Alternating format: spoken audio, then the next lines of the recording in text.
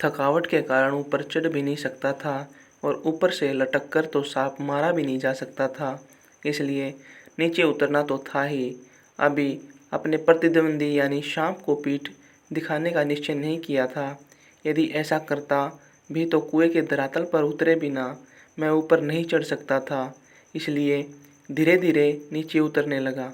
एक एक इंच ज्यों-ज्यों मैं नीचे उतरता जाता त्यों-त्यों मेरी एकाग्रचित्तता बढ़ती जाती।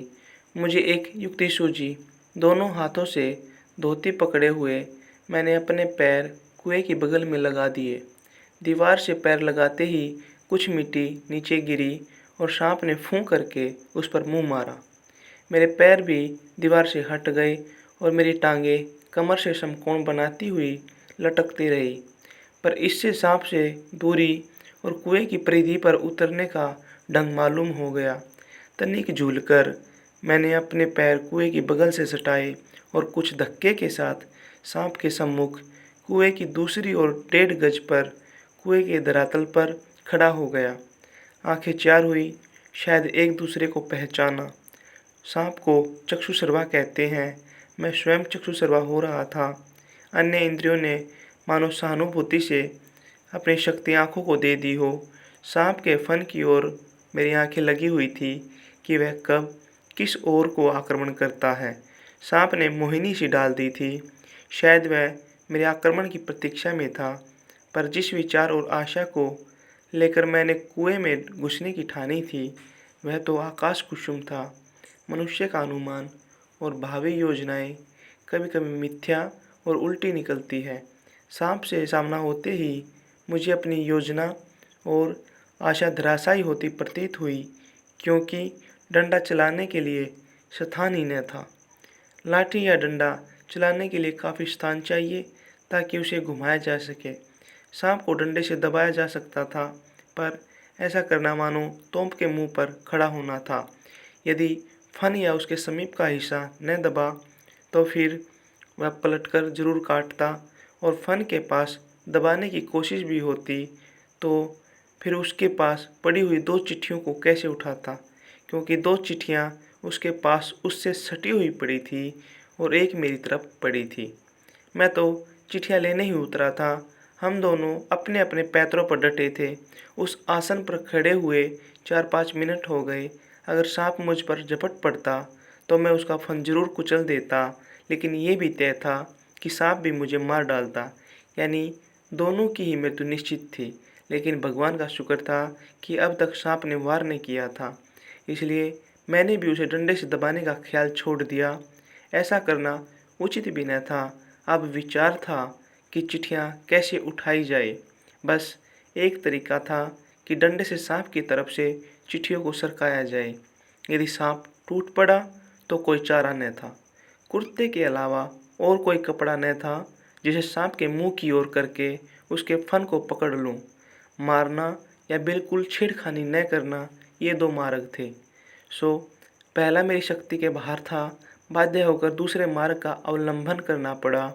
डंडे को ज्यों ही मैंने सांप की दाईं तरफ पड़ी चिट्ठी की ओर बढ़ाया कि सांप का फन पीछे की ओर हुआ। धीरे धीरे डंडा चिट्ठी की ओर बढ़ा और ज्यों ही चिट्ठी के पास पहुंचा, सांप ने फुंकार के साथ डंडे पर जोर से फन मारा। डंडे पर फन मारते ही भय के कारण मेरा हृदय जोरों से धड़कने लगा और पता ही नहीं कब हाथ से डंडा छूट गया। सांप ने मानो अपनी शक्ति का सर्टिफिकेट सामने रख दिया था, पर मैं तो उसकी योग्यता का पहले से ही कायल था। उस सर्टिफिकेट की ज़रूरत न थी।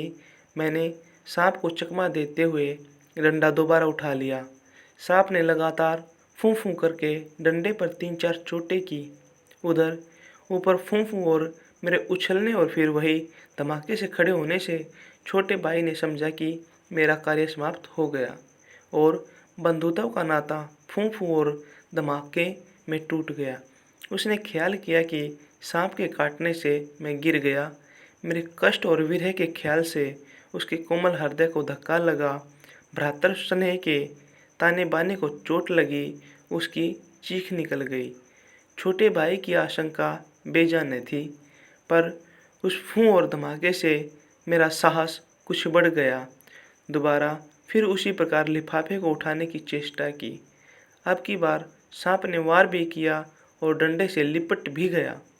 डंडा हाथ से छूटा तो नहीं, पर झिझक, सहम अथवा आतंक से अपनी ओर को खिंच गया और सांप का पिछला भाग मेरे हाथों से छू गया। उफ़! कितना ठंडा था। डंडे को मैंने एक ओर पटक दिया।